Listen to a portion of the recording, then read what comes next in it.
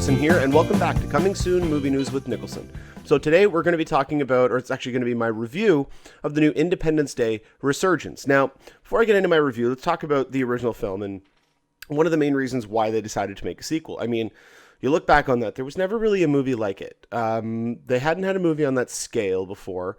The use of special effects and miniature technology and at the time, modern technology, blended so well that it created an experience that nobody had ever seen before. Yeah, the movie was big and loud and dumb, but it had characters that you cared about. It had a storyline that you could get behind, even though it was thinly veiled. It was, yeah, okay, I accept that. But it was the characters. It was not only the way that they were written, but it was the way that they were performed. You could tell that everybody was having fun.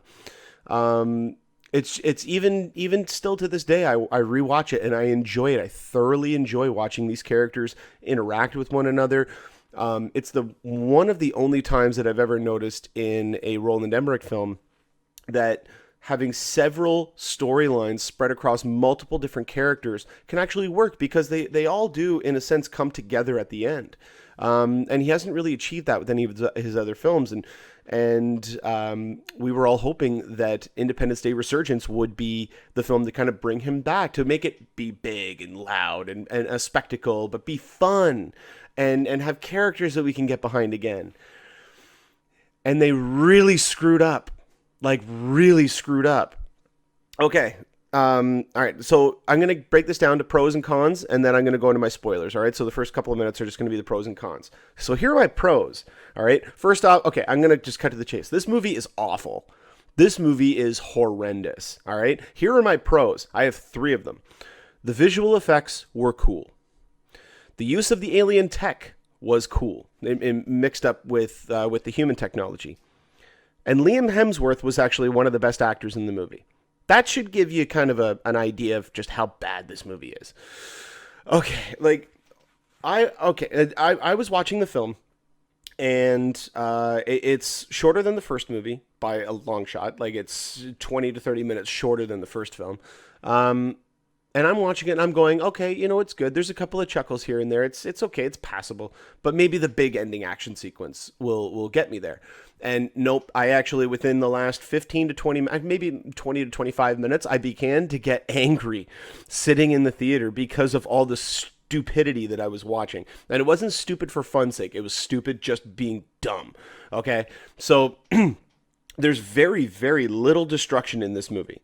All the destruction you've already seen in the trailers. It's the ship landing, okay? There might be minor spoilers in this, but basically what I'm trying to tell you is don't see this movie. It's horrible. It's terrible. There's only one ship. It's not a mothership that sends down a bunch of little ones. No, it's just one giant, what they call a harvester.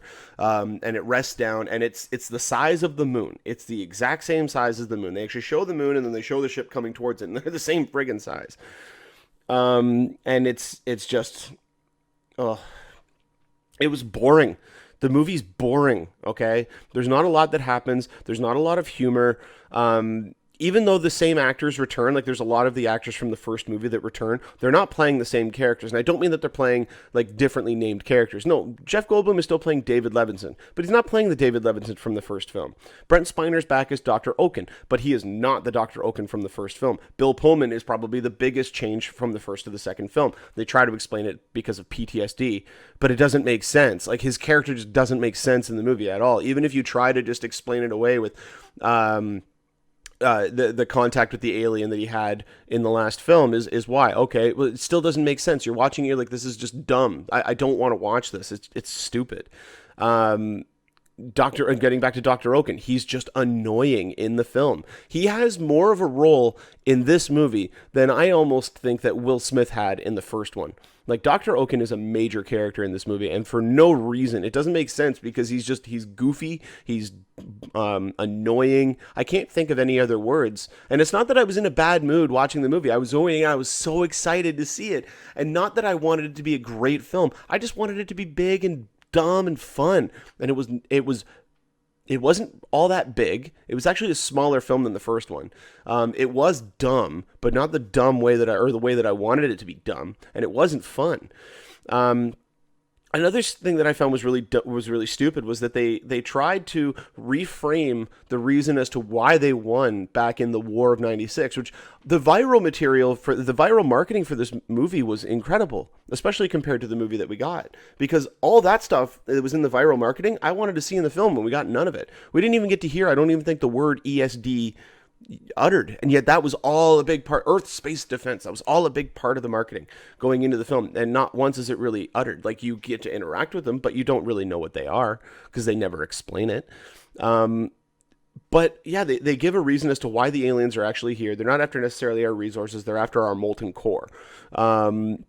And apparently in the last film, too, one of the alien ships actually landed, which they never explained. I thought we destroyed them all. We blew them all up, and they all crashed. Nope. Before that happened, one of them apparently landed. And they have these weird spider leg type things that come out of the ship and land. And that the humans didn't decide to blow up the ship. They just left it there.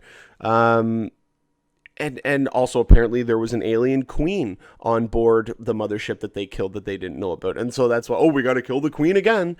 And it's... like, the one of the other problems that I had with the movie was that a lot of characters just are given nothing to do. Judd Hirsch is completely pointless in this movie. He doesn't need to be there. And it's not just that, oh, well, they could have done away with the storyline. No, it has no bearing on the film at all. It's the equivalent of the ship over Chicago in Transformers 4. That whole segment has nothing to do with the film. Same with his character. The whole subplot with him and the kids has nothing to do with anything. It is pointless. You're watching it, you're just like, skip over this. Where's the skip button? This is bad. It's horrible dialogue. He apparently has a friggin' like Israeli accent out of nowhere. Like, it makes no sense. He's talking normally, and then the accent comes out, and then he's talking normally again the next scene, and then the accent comes out again at the end. Like, it makes no sense. Even he and Jeff Goldblum, who I loved their chemistry in the first film, they come across as though in real life they hate each other. Like, there's nothing there that we had in the first film, and I was so let down by this movie. I tweeted out last night after I got out of the film. I said, I'm not quite sure if this is just a bad film or if I hate this movie. And after sleeping on it, and after thinking about it, I've realized I hate this movie. This movie is... I can now understand what people are saying when they talk about installments in their favorite franchises that they felt just completely tarnished the original film. I've never personally had that. A lot of the time I can come around it and I can enjoy a movie for what it is. Point in case, and I mentioned it on yesterday's episode, Teenage Mutant Ninja Turtles. I don't know what it is about those movies, but they're fun. I like them. I have fun with them. I enjoy them. And that's all I wanted from this movie. I just wanted to have fun. And they sucked the fun out of the film. I don't get how this movie got so far into production and they said this works. Like, it's and okay, I need to mention this because it bugged me in the movie almost throughout the entire thing. Get rid of American John Oliver. I hate him. His name is Nicholas Wright. For those of you who don't know who I'm talking about, if you've seen the movie White House Down, he was the tour guide. Who, like, at the end, like, he grabs the shotgun and he's like, what the hell's wrong with this family? Throws the shotgun over his shoulder and starts walking around. He's in this movie. He plays the same friggin', like, not the same named character. He plays the same type of character. He's dumb. He's annoying. I don't want him in this movie. They try to play him up as a comic relief and it fails every single time. It's just horrendous. And then to add on top of all of that, the ending to this movie is absolutely abysmal. Like, it's terrible. And I can't really go into any more without getting into spoilers, which I'm going to get into right now. So for those of you who don't want to hear about spoilers and are actually going to go check out this film, you guys can stop watching right now, but I will give my final score right now of probably a 3 out of 10. I want to give it less, but the special effects in the movie are actually quite impressive, even though we've already seen them in the trailers. But yeah, it's just abysmal. It's terrible. It's awful. I gave it a solid 3 out of 10. So now I'm going to get into the spoilers, and there's only a few of them here that I really needed to get into, but I can't discuss them really unless you guys don't care about it. So I'm going to get into spoilers now, so you've been warned. So they decide very early on in the film to include a third alien race. And you don't really know if they're, like, at first you look at the ship and you're like, okay, that doesn't look like the other aliens, and they even mention that in the film. And then they decide, we're Americans, we're gonna shoot them down, rah! And so then they shoot them down. And that that starts off the whole friggin' storyline. And apparently this alien race is the only race in the entire known universe that has the technology and the capability to actually destroy the aliens, the aliens that came in 96. Even though we luckily got a shot off and destroyed them and figured out a way, they actually know the real way of how to do it. But they've been hunting them, they track them. And so they basically, the whole third act of the movie is about them trying to protect this stupid, weird talking sphere from the Queen finding out about it. And then Dr. Oaken annoyingly goes and activates the damn thing so that the Queen can find it again. Like, it's the writing in this movie is so bad, and they do all of this to set up a third film, because at the very end she's just like, oh hey, you know what, you guys did a really good job of taking out the Queen, so I'm going to entrust your entire race with our survival, and we're going to follow you and give you all the technology. Oh, and by the way, that includes wormholes. And it literally ends with Dr. Oaken turning to the camera and going, we're going to take the fight to them, and we're going to kick some alien ass, directed by Roland Emmerich. Like, it's because they have wormhole access now. Like, it's so stupid. Vivica A. Fox in the movie is completely pointless. She's in 2 scenes and then she dies. You've already seen her die in the trailers. It's when she's holding on to the helicopter. The only problem is that they cut away 1 second, then she just falls. She has no purpose in the movie other than to say, hey, you remember that person from the first movie? Yeah, they're back. Oh, and dead. It's like the beginning of Mortal Kombat Annihilation when they killed off Johnny Cage. Like, they bring them back just to kill them. Although this time they actually kept the same actor. Whitmore. What else can be said about President Whitmore? He is so underutilized in this movie. They changed the character completely. They made him a schizophrenic, weird, kind of PTSD, kind of kooky, crazy guy, who then is given complete control to fly the bomb that will destroy the alien queen into her ship and sacrifice himself, even though the dude is getting voices all the time and he has to walk with a cane and he collapses all the time, yet they're going to entrust him to fly a ship? I don't think so. But yet he does. And then the way that he's killed is so poorly edited. There's supposed to be a build up to it, and he flies in and sees the alien queen there and goes, oh, hey, by the way, I got a present. Boom, dead. Like, it's so poorly handled.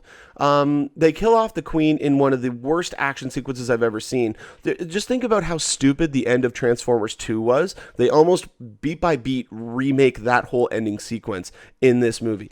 It's absolutely terrible. And like, God, oh, this movie made me so mad coming out of it because I wanted it to be good. I really did. Now, if somebody goes out there and they watch this movie and they thoroughly enjoyed it, I'm so happy for you. And that's me being sincere. I am actually happy for you because you were able to get from this movie what I was not. And I was really hoping that this movie, because there are ideas. It's like Transformers 4. I hate that movie. I like where they potentially can go with it. Independence Day 3, potentially. Yeah, I mean, it might be cool if it's handled the way that Independence Day Resurgence was. Absolutely not. It will be terrible. But if it's handled differently and they can go into space, they can actually go to the alien homeworld and they can just kick some alien ass and actually kick ass this time, then it would be fine. Because in this one, the aliens leave. They leave. They kill the Queen and then the ship just leaves. And then they're all like, bye, aliens. And then they just fly off. Like, there's no fight at all. There's a fight between the one Queen, and that's it. The action sequences are lazy, they're dumb, they're boring. It just doesn't make sense, and I'm done ranting. So, yeah, let me know what you guys thought about the film if you actually go and see it in the comment section below. And if they do announce an Independence Day 3, then I will update you guys on here.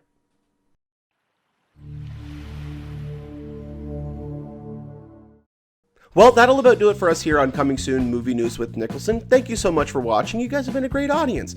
Go ahead and click that subscribe button there in the bottom corner. You get updates whenever a new video is posted. You can also follow me on Twitter or Facebook at Niklsun, Niklsun, for all of your movie updates. And also like our Facebook fan page at facebook.com/movie news with Niklsun. If you ever have a topic or question like I've talked about on the show, go ahead and email me at movienewswithniklsun@gmail.com or put a comment in the comment section. But until next time, you guys enjoy the rest of your day. Take care.